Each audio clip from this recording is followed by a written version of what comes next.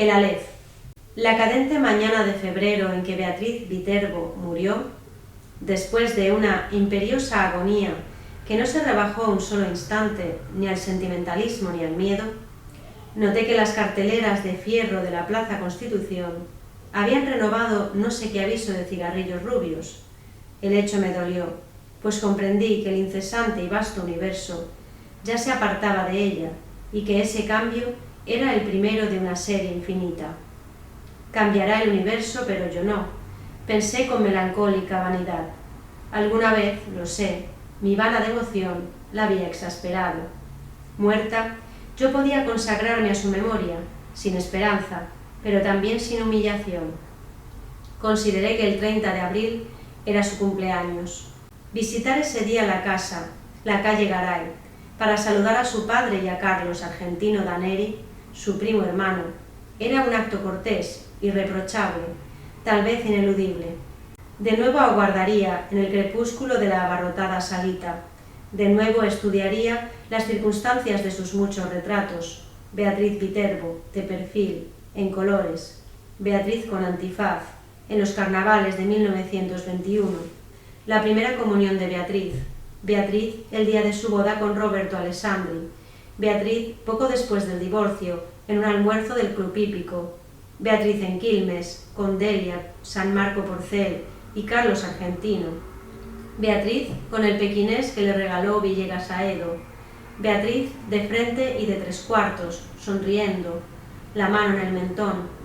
No estaría obligado, como otras veces, a justificar mi presencia con módicas ofrendas de libros cuyas páginas finalmente aprendí a cortar para no comprobar, meses después, que estaban intactos. Beatriz Viterbo murió en 1929. Desde entonces no dejé pasar un 30 de abril sin volver a su casa.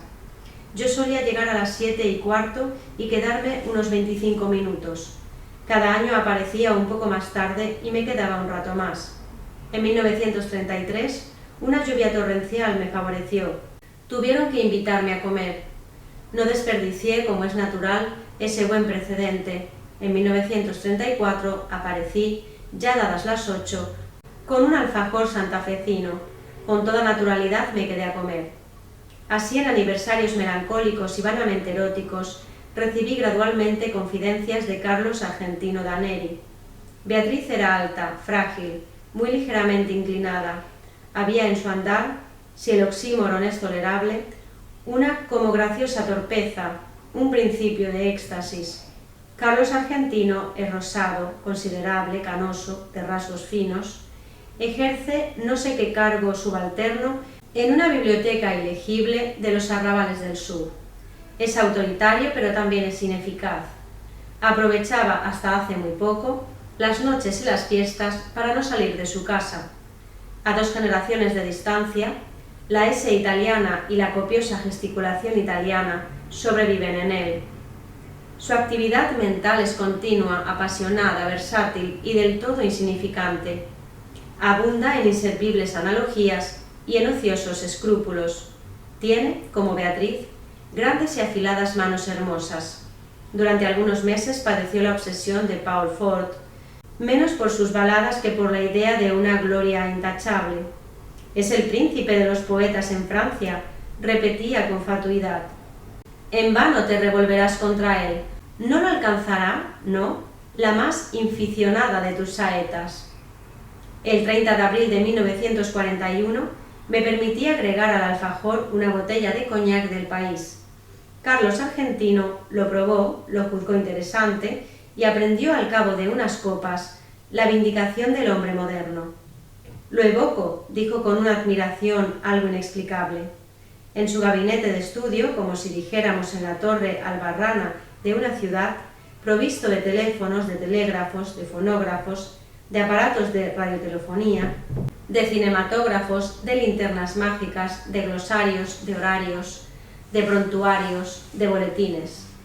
Observó que para un hombre así facultado, el acto de viajar era inútil.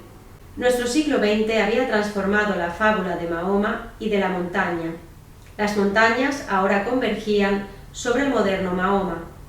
Tan ineptas me parecieron esas ideas, tan pomposa y tan vasta su exposición, que la relacioné inmediatamente con la literatura. Le dije que por qué no las escribía. Previsiblemente respondió que ya lo había hecho. Esos conceptos y otros no menos novedosos figuraban en el canto augural, canto prologal o simplemente canto prólogo de un poema en el que trabajaba hacía muchos años, sin réclame, sin bullanga ensordecedora, siempre apoyado en esos dos báculos que se llaman el trabajo y la soledad. Primero abría las compuertas a la imaginación, luego hacía uso de la lima. El poema se titulaba La Tierra. Tratábase de una descripción del planeta en la que no faltaban, por cierto, la pintoresca digresión y el gallardo apóstrofe. Le rogué que me leyera un pasaje, aunque fuera breve. Abrió un cajón del escritorio, sacó un alto legajo de hojas de bloc estampadas con el membrete de la biblioteca Juan Crisóstomo Lafinur y leyó con sonora satisfacción. He visto, como el griego, las urbes de los hombres, los trabajos, los días de varia luz, el hambre. No corrijo los hechos, no falseo los nombres, pero el voyage que narro es autor de ma chambre. Estrofa a todas luces interesante, dictaminó. El primer verso granjea el aplauso del catedrático, del académico, del helenista, cuando no de los eruditos a la violeta, sector considerable de la opinión. El segundo pasa de Homero a Hesíodo, todo un implícito homenaje en el frontis del flamante edificio al padre de la poesía didáctica. No sin remozar un procedimiento cuyo abolengo está en la escritura, la enumeración, congerie o conglobación. El tercero, barroquismo, decadentismo, culto depurado y fanático de la forma, consta de dos hemistiquios gemelos. El cuarto, francamente bilingüe, me asegura el apoyo incondicional de todo espíritu sensible a los desenfados envites de la facecia. Nada diré de la rima rara ni de la ilustración que me permite, sin pedantismo, acumular en 4 versos 3 alusiones eruditas que abarcan 30 siglos de apretada literatura, la primera a la Odisea, la segunda a los trabajos y días, la tercera a la bagatela inmortal que nos depararán los socios de la pluma del saboyano. Comprendo una vez más que el arte moderno exige el bálsamo de la risa, el scherzo. Decididamente tiene la palabra Goldoni. Otras muchas estrofas me leyó que también obtuvieron su aprobación y su comentario profuso. Nada memorable había en ella, ni siquiera la juzgué mucho peores que la anterior. En su escritura había colaborado la aplicación, la resignación y el azar. Las virtudes que Daneri les atribuía eran posteriores. Comprendí que el trabajo del poeta no estaba en la poesía, estaba en la invención de razones para que la poesía fuera admirable. Naturalmente, ese ulterior trabajo modificaba la obra para él, pero no para otro. La dicción oral de Daneri era extravagante. Su torpeza métrica le vedó, salvo contadas veces, transmitir esa extravagancia al poema. Una sola vez en mi vida he tenido la ocasión de examinar los 15.000 dodecasílabos del Poliolbion, esa epopeya topográfica en la que Michael Drayton registró la fauna, la flora, la hidrografía, la orografía, la historia militar y monástica de Inglaterra. Estoy seguro de que ese producto considerable pero limitado es menos tedioso que la vasta empresa congénere de Carlos Argentino. Este se proponía versificar toda la redondez del planeta. En 1941 ya había despachado unas hectáreas del estado de Queensland, más de 1 kilómetro del curso del Ob, un gasómetro al norte de Veracruz, las principales casas de comercio de la parroquia de la Concepción, la quinta de Mariana Campaceres de Alvear en la calle 11 de septiembre, en Belgrado, y un establecimiento de baños turcos no lejos del acreditado acuario de Brinton. Me leyó ciertos laboriosos pasajes de la zona australiana de su poema. Esos largos e informes alejandrinos carecían de la relativa agitación del prefacio. Copio una estrofa. Sepan, a man derecha del poste rutinario, viniendo, claro está, desde el noroeste, se aburre una osamenta, color blanquiceleste, que da al corral de ovejas catadura de osario. 2 audacias, gritó con exultación, rescatadas, te oigo mascullar por el éxito. Lo admito, una, el epíteto rutinario que certeramente denuncia, en passant, el inevitable tedio inherente a las faenas pastoriles y agrícolas, tedio que ni las geórgicas ni nuestro ya laureado don Segundo se atrevieron jamás a denunciar así al rojo vivo. Otra, el enérgico prosaísmo se aburre una osamenta que el melindroso querrá excomulgar con horror, pero que apreciará, más que su vida, el crítico de gusto viril. Todo el verso, por lo demás, es de muy subidos quilates. El segundo mistiquio entabla animadísima charla con el lector. Se adelanta a su viva curiosidad, le pone una pregunta en la boca y la satisface al instante. ¿Y qué me dices de ese hallazgo blanquiceleste? El pintoresco neologismo sugiere el cielo, que es un factor importantísimo del paisaje australiano. Sin esa evocación resultarían demasiado sombrías las tintas del boceto y el lector se vería compelido a cerrar el volumen, herida en lo más íntimo el alma de incurable y negra melancolía. Hacia la medianoche me despedí. 2 domingos después, Daneri me llamó por teléfono, entiendo que por primera vez en la vida. Me propuso que nos reuniéramos a las 4 para tomar juntos la leche en el contiguo salón bar que el progresismo de Zunino y de Zungri, los propietarios de mi casa, recordarás, inaugura en la esquina, confitería que te importará conocer. Acepté con más resignación que entusiasmo. Nos fue difícil encontrar mesa. El salón bar, inexorablemente moderno, era apenas un poco menos atroz que mis previsiones. En las mesas vecinas, el excitado público mencionaba las sumas invertidas sin regatear por Zunino y por Zungri.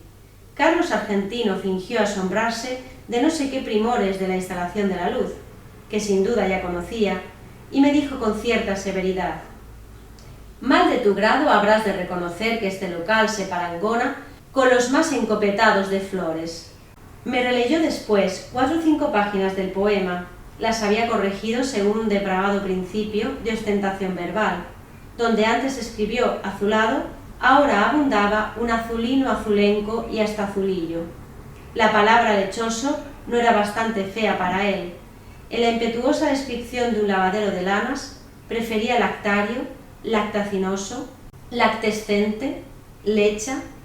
Denostó con amargura a los críticos. Luego, más benigno, los equiparó a esas personas que no disponen de metales preciosos ni tampoco de prensas de vapor, laminadores y ácidos sulfúricos para la acuñación de tesoros, pero que pueden indicar a los otros el sitio de un tesoro. Acto continuo censuró la prologomanía de la que ya hizo mofa en la donosa prefación del Quijote, el príncipe de los ingenios. Admitió, sin embargo, que en la portada de la nueva obra convenía el prólogo vistoso, el espaldarazo firmado por el plumífero de Garra de Fuste. Agregó que pensaba publicar los cantos iniciales de su poema. Comprendí entonces la singular invitación telefónica. El hombre iba a pedirme que prologara su pedantesco fárrago. Mi temor resultó infundado. Carlos Argentino observó, con admiración rencorosa, que no creía errar el epíteto al calificar de sólido el prestigio logrado en todos los círculos por Álvaro Melián Lafinur, hombre de letras, que si yo me empeñaba, prologaría con embeleso el poema. Para evitar el más imperdonable de los fracasos, yo tenía que hacerme portavoz de 2 méritos inconcusos, la perfección formal y el rigor científico, porque ese dilatado jardín de tropos, de figuras, de galanuras, no tolera un solo detalle que no confirme la severa verdad. Agregó que Beatriz siempre se había distraído con Álvaro. Asentí, profusamente asentí, aclaré para mayor verosimilitud que no hablaría el lunes con Álvaro, sino el jueves, en la pequeña cena que suele coronar toda reunión del club de escritores. No hay tales cenas, pero es irrefutable que las reuniones tienen lugar los jueves, hecho que Carlos Argentino Daneri podía comprobar en los diarios y que dotaba de cierta realidad a la frase. Dije, entre adivinatorio y sagaz, que antes de abordar el tema del prólogo, describiría el curioso plan de la obra. Nos despedimos. Al doblar por Bernardo de Irigoyen, encaré con toda imparcialidad los porvenires que me quedaban. A. hablar con Álvaro y decirle que el primo hermano aquel de Beatriz, ese eufemismo explicativo me permitiría nombrarla, había elaborado un poema que parecía dilatar hasta lo infinito las posibilidades de la cacofonía y del caos. B. No hablar con Álvaro. Preví lúcidamente que mi desidia optaría por B. A partir del viernes a primera hora empezó a inquietarme el teléfono. Me indignaba que ese instrumento, que algún día produjo la irrecuperable voz de Beatriz, pudiera rebajarse al receptáculo de las inútiles y quizás coléricas quejas de ese engañado Carlos Argentino Daneri. Felizmente nada ocurrió, salvo el rencor inevitable que me inspiró aquel hombre que me había impuesto una delicada gestión y luego me olvidaba. El teléfono perdió sus terrores, pero a fines de octubre Carlos Argentino me habló. Estaba agitadísimo. No identifiqué su voz al principio. Con tristeza y con ira balbuceó que esos ya ilimitados Zunino y Zungri, sobre pretexto de ampliar su desaforada confitería, iban a demoler su casa. La casa de mis padres, mi casa, la vieja casa inveterada de la calle Garay. Repitió, quizá olvidando su pesar en la melodía. No me resultó muy difícil compartir su congoja. Ya cumplidos los 40 años, todo cambio es un símbolo detectable del pasaje del tiempo. Además, se trataba de una casa que para mí aludía infinitamente a Beatriz. Quise aclarar ese delicadísimo rasgo. Mi interlocutor no me oyó. Dijo que si Zunino y Zungri persistían en ese propósito absurdo, el doctor Zuni, su abogado, los demandaría ipso facto por daños y perjuicios y los obligaría a abonar 100.000 nacionales. El nombre de Zuni me impresionó. Su bufete en Caseros y Tacuarí es de una seriedad proverbial. Interrogué si éste se había encargado ya del asunto. Daneri dio que le hablaría esa misma tarde. Vaciló y con esa voz llana, impersonal, a que solemos recurrir para confiar algo muy íntimo, dijo que para terminar el poema le era indispensable la casa, pues en un ángulo del sótano había un alef. Aclaró que un alef es uno de los puntos del espacio que contienen todos los puntos. Está en el sótano del comedor, explicó, aligerada su dicción por la angustia. Es mío, yo lo descubrí en la niñez, antes de la edad escolar. La escalera del sótano es empinada. Mis tíos me tenían prohibido el descenso, pero alguien dijo que había un mundo en el sótano. Se refería, lo supe después, a un baúl, pero yo entendí que había un mundo. Bajé secretamente, rodé por la escalera vedada, caí. Al abrir los ojos, vi el alef. ¿El alef?, repetí. Sí, el lugar donde están, sin confundirse, todos los lugares del orbe, vistos desde todos los ángulos. A nadie revelé mi descubrimiento, pero volví. El niño no podía comprender que le fuera deparado ese privilegio para que el hombre burilara el poema. No me despojarán Zunino y Zungri. No y 1000 veces no. Código en mano, el doctor Zuni probará que es inajenable mi alef. Traté de razonar, pero ¿no es muy oscuro el sótano? La verdad no penetra un entendimiento rebelde. Si todos los lugares de la tierra están en el alef, ahí estarán todas las luminarias, todas las lámparas, todos los veneros de luz. Iré a verlo inmediatamente. Corté, antes de que pudiera emitir una prohibición. Basta el conocimiento de un hecho para percibir en el acto una serie de rasgos confirmatorios, antes insospechados. Me asombró no haber comprendido hasta ese momento que Carlos Argentino era un loco. Todos esos vitervos, por lo demás, Beatriz, yo mismo suelo repetirlo, era una mujer, una niña, de una clarividencia casi implacable, pero había en ella negligencias, distracciones, desdenes, verdaderas crueldades, que tal vez reclamaban una explicación patológica. La locura de Carlos Argentino me colmó de maligna felicidad. Íntimamente siempre nos habíamos detestado. En la calle Garay, la sirvienta me dijo que tuviera la bondad de esperar. El niño estaba, como siempre, en el sótano, revelando fotografías. Junto al jarrón, sin una flor, en el piano inútil, sonreía, más intemporal que anacrónico, el gran retrato de Beatriz, en torpes colores. No podía vernos nadie. En una desesperación de ternura me aproximé al retrato y le dije: Beatriz, Beatriz Elena, Beatriz Elena Viterbo, Beatriz querida, Beatriz perdida para siempre, soy yo, soy Borges. Carlos entró poco después, habló con sequedad, comprendí que no era capaz de otro pensamiento que de la perdición de la ley.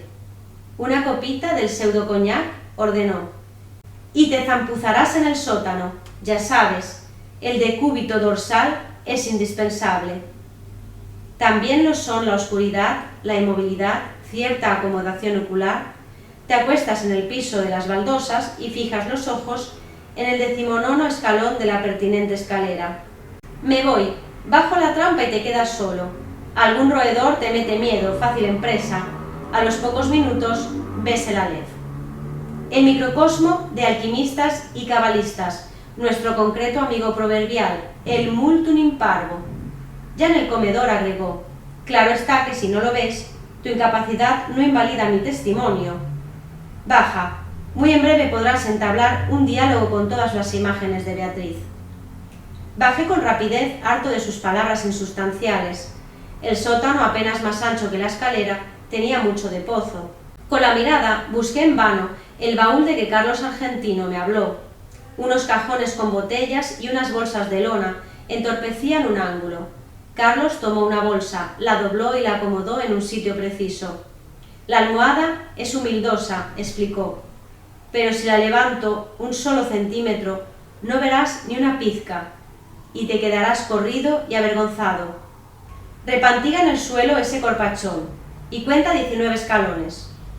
Cumplí con su ridículo requisito, al fin se fue, cerró cautelosamente la trampa, la oscuridad, pese a una endija que después distinguí, pudo parecerme total. Súbitamente comprendí mi peligro, me había dejado soterrar por un loco, luego de tomar un veneno. Las bravatas de Carlos transparentaban el íntimo terror de que yo no viera el prodigio. Carlos, para defender su delirio, para no saber que estaba loco, tenía que matarme. Sentí un confuso malestar que traté de atribuir a la rigidez, y no a la operación de un narcótico. Cerré los ojos, los abrí. Entonces vi el Aleph. Arribo ahora al inefable centro de mi relato. Empieza aquí mi desesperación de escritor. Todo lenguaje es un alfabeto de símbolos cuyo ejercicio presupone un pasado que los interlocutores comparten. ¿Cómo transmitir a los otros el infinito Aleph, que mi temerosa memoria apenas abarca? Los místicos, en análogo trance, prodigan los emblemas para significar la divinidad. Un persa habla de un pájaro que de algún modo es todos los pájaros.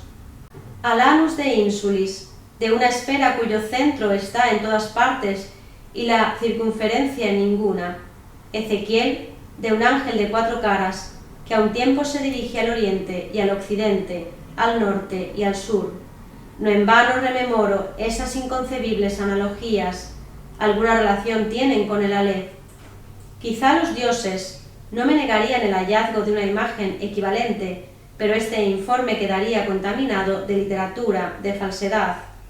Por lo demás, el problema central es irresoluble, la enumeración, siquiera parcial, de un conjunto infinito. En ese instante gigantesco he visto millones de actos deleitables o atroces. Ninguno me asombró como el hecho de que todos ocuparan el mismo punto, sin superposición y sin transparencia. Lo que vieron mis ojos fue simultáneo, lo que transcribiré sucesivo, porque el lenguaje lo es. Algo, sin embargo, recogeré. En la parte inferior del escalón, hacia la derecha, vi una pequeña esfera tornasolada, de casi intolerable fulgor. Al principio la creí giratoria. Luego comprendí que ese movimiento era una ilusión producida por los vertiginosos espectáculos que encerraba. El diámetro del Aleph sería de 2 o 3 centímetros, pero el espacio cósmico estaba ahí, sin disminución de tamaño. Cada cosa, la luna del espejo, digamos, era infinitas cosas, porque yo claramente la veía desde todos los puntos del universo. Vi el populoso mar, vi el alba y la tarde, vi las muchedumbres de América, vi una plateada telaraña en el centro de una negra pirámide, vi un laberinto roto, era Londres. Vi interminables ojos inmediatos escrutándose en mí como en un espejo. Vi todos los espejos del planeta y ninguno me reflejó. Vi en un traspatio de la calle Soler las mismas baldosas que hace 30 años vi en el zaguán de una casa en Freyventos. Vi racimos, nieve, tabaco, vetas de metal, vapor de agua. Vi convexos desiertos ecuatoriales y cada uno de sus granos de arena. Vi en Inverness a una mujer que no olvidaré. Vi la violenta cabellera, el altivo cuerpo, vi un cáncer de pecho. Vi un círculo de tierra seca en una vereda, donde antes hubo un árbol. Vi una quinta de Adrogué, un ejemplar de la primera versión inglesa de Plinio, la de Filemón Holland. Vi a un tiempo cada letra de cada página. De chico yo solía maravillarme de que las letras de un volumen cerrado no se mezclaran y perdieran en el decurso de la noche. Vi la noche y el día contemporáneo. Vi un poniente en Querétaro que parecía reflejar el color de una rosa en Bengala. Vi mi dormitorio sin nadie. Vi en un gabinete de Alkmaar un globo terráqueo entre dos espejos que lo multiplicaban sin fin. Vi caballos de crina remolinada en una playa del mar Caspio en el alba. Vi la delicada osadura de una mano. Vi a los sobrevivientes de una batalla enviando tarjetas postales. Vi en un escaparate de Mirzampur una baraja española. Vi las sombras oblicuas de unos helechos en el suelo de un invernáculo. Vi tigres, émbolos, bisontes, marejadas y ejércitos. Vi todas las hormigas que hay en la tierra. Vi un astrolabio persa. Vi, en un cajón del escritorio, y la letra me hizo temblar, cartas obscenas, increíbles, precisas, que Beatriz había dirigido a Carlos Argentino. Vi un adorado monumento en la Chacarita. Vi la reliquia atroz de lo que deliciosamente había sido Beatriz Viterbo. Vi la circulación de mi propia sangre. Vi el engranaje del amor y la modificación de la muerte. Vi el Aleph desde todos los puntos. Vi en el Aleph la tierra, vi mi cara y mis vísceras. Vi tu cara y sentí vértigo y lloré, porque mis ojos habían visto ese objeto secreto y conjetural, cuyo nombre usurpan los hombres, pero que ningún hombre ha mirado, el inconcebible universo. Sentí infinita veneración, infinita lástima. Tarumba habrás quedado de tanto curiosear donde no te llaman, dijo una voz aborrecida y jovial. Aunque te devanes los sesos, no me pagarás en un siglo esta revelación. ¡Qué observatorio formidable! Che, Borges. Los pies de Carlos Argentino ocupaban el escalón más alto. En la brusca penumbra acerté a levantarme y a balbucear. Formidable, sí, formidable. La indiferencia de mi voz me extrañó. Ansioso, Carlos Argentino insistía. ¿La viste todo bien, en colores? En ese instante concebí mi venganza, benévolo, manifestamente apiadado, nervioso, evasivo. Agradecí a Carlos Argentino Daneri la hospitalidad de su sótano y lo insté a aprovechar la demolición de la casa para alejarse de la perniciosa metrópoli que a nadie, créame que a nadie, perdona. Me negué con suave energía a discutir el Aleph. Lo abracé al despedirme y le repetí que el campo y la seguridad son dos grandes médicos.